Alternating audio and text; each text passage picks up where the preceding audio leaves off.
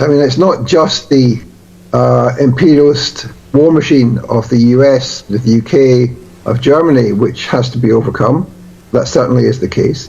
It's also the Zionist movement. The Zionist movement is very heavily embedded into UK society and US society, and people are only now beginning to realize that we must target and tackle the Zionist movement at home in the UK, for example, and not just give support to the struggle of the Palestinians. It's important also to start to destroy and dismantle the Zionist movement in the UK, in the US.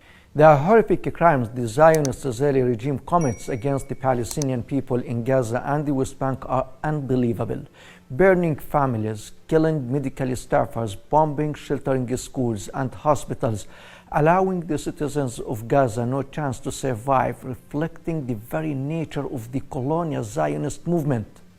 Can the free voices in the world press the Zionist regime to end its enterprise of extermination of the Palestinian society?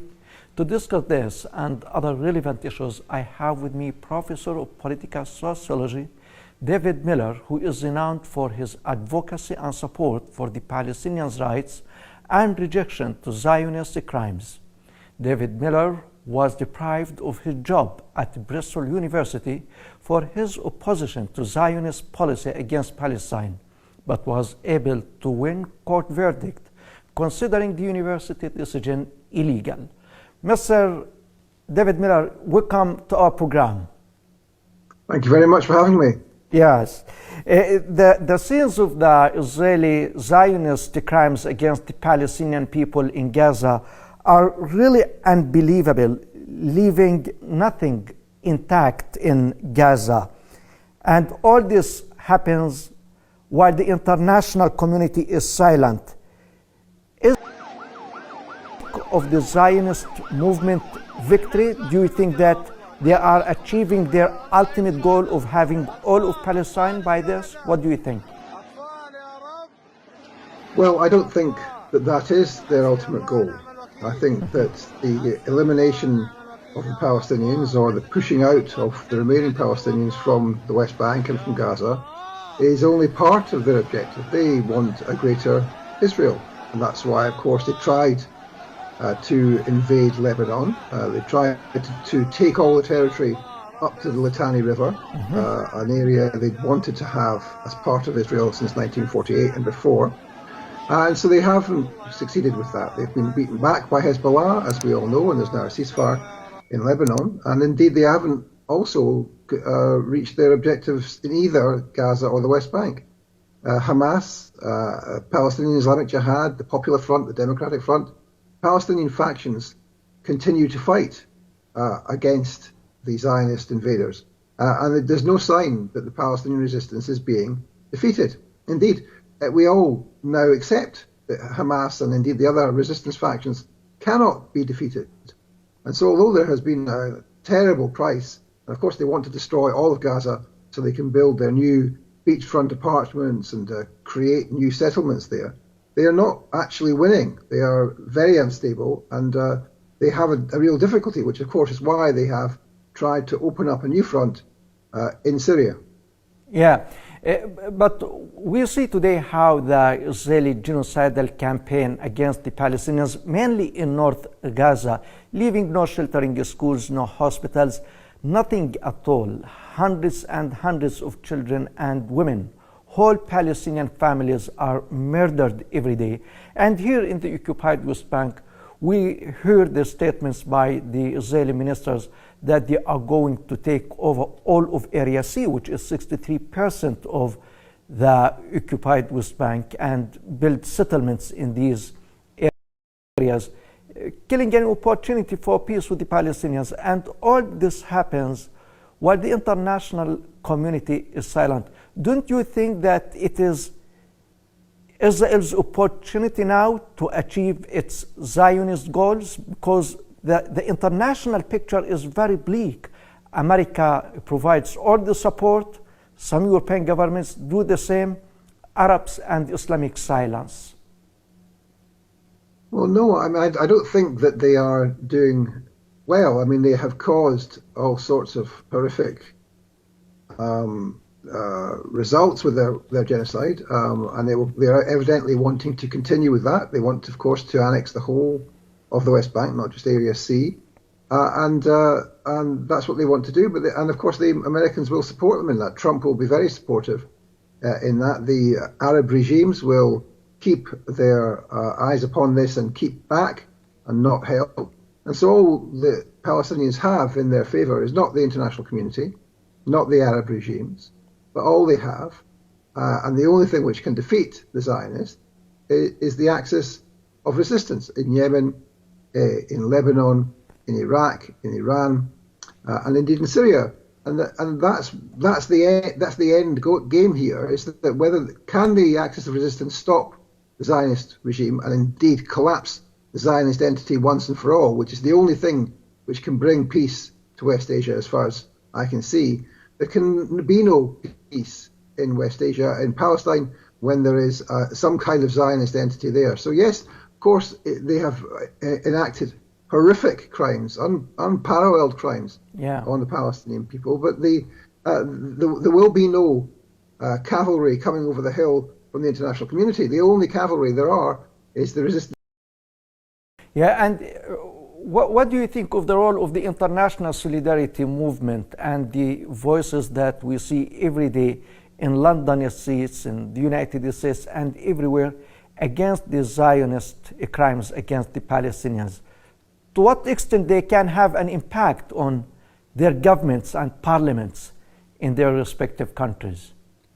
Well, the international solidarity movement has been very active. The battle for world public opinion has been won by the Palestinians with the aid of the international solidarity movement. That will continue to be the case. But the extent to which the marches which have been going on will change the mind or the policy of the US, of the UK, of Germany, of France is very, very minimal.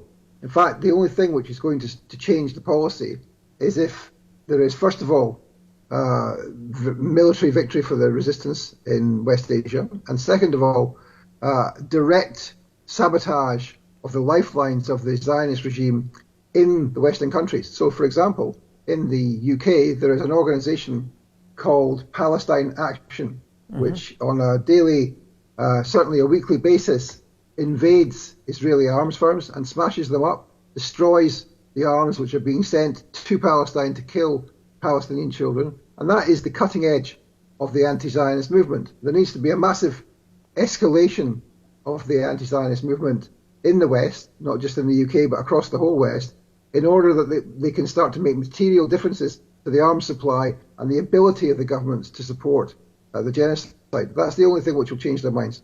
Massive demonstrations will not change their minds. Direct action can and will stop the arms being sent to Palestine. Yeah.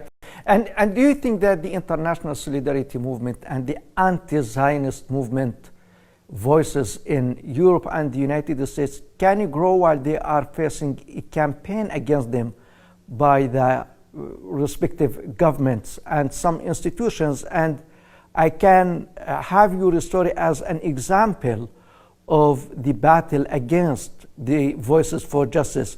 You yourself were deprived of your right to continue your work at the Bristol University because of your position against the Zionist movement goals. Can this movement grow while it's facing all this pressure and all these measures from the governments and some institutions? Yes, I think so. I think there is such anger in public opinion about the genocide. And people are beginning to see that mass demonstrations will not have the desired effect. And so more and more people are willing to take direct action, whether that be the kind of action taken by Palestine Action in smashing up arms factories, or whether it be legal action or non-violent direct action or other sorts of protests which interfere with the ability of the Zionists to continue to support what's happening in Palestine. I think that has a real chance of growing and of an explicitly and avowedly anti-Zionist movement emerging from this. Because let's remember, in general, the international solidarity movement is not specifically anti-Zionist. And there's a real sense now that Zionism is an ideology which not only is racist, but which is historical, which is outlived any purpose it may have had in the past, and it needs to be resigned to the dustbin of history. Zionism as a movement, as an ideology, must be dismantled and destroyed. And I think more and more people are beginning to see that. The majority of young people in the UK, for example, believe that Israel has no right to exist, and that's a new departure. And I think that kind of idea, those kinds of ideas, will start to rise as the genocide continues. Yeah. Dr. Miller, the public opinion is very important, and the voice for justice we are talking about is highly appreciated.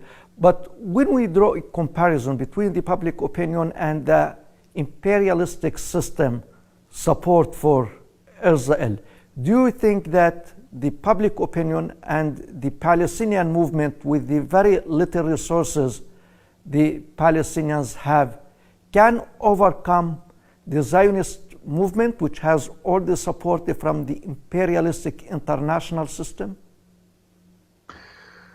Well, yes, I do believe that. I mean, it's not just the imperialist war machine of the US, the UK, of Germany, which has to be overcome. That certainly is the case. It's also the Zionist movement. The Zionist movement is very heavily embedded into UK society and US society, and people are only now beginning to realize that we must target and tackle the Zionist movement at home in the UK, for example, and not just give support to the struggle of the Palestinians. It's important also to start to destroy and dismantle the Zionist movement in the UK, in the US, where there are thousands and thousands of Zionist organizations who are directly supporting the genocide, sending money to the occupation forces, sending money to settlements, training young men to join the occupation forces, etc. And I think that is something which is not only much more powerful than we ever thought it was, but which is also susceptible to being defeated, because people now see it as an enemy and can start to explicitly target the Zionist movement. Yeah, but my final question to you, Dr. Miller, don't you think that the geopolitical changes that the region here, the Levant in particular, is experiencing, as we see how Lebanon was hard hit by the Israeli war machine? What's happening in Syria is very dangerous these days. Gaza is completely decimated, ethnically cleansed, and the situation in the West Bank is also very dangerous and risky because of the Israeli colonial enterprise that is rapidly growing. Amidst this portrait, can we have a glimpse of hope? Well, I believe that, yes, there is a glimpse of hope, depending on the ability of the axis of resistance to act collectively and to continue to struggle against the occupation. And that ability is something which still exists and which is there and which has the possibility of making a decisive breakthrough. Look, the power of the US is not untrammeled.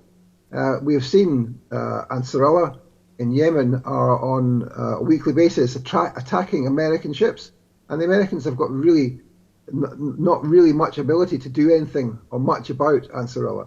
And so we see that as you say, that there are changes, geopolitical changes, and what those changes mean is the decline of US imperial power, and we start to see the cracking open of the international system, and that means that other countries are starting to become more powerful in international affairs. Of course, China and Russia, yes, Iran as well, and that has the possibility of breaking open the system while the whole question of the axis of resistance is in play.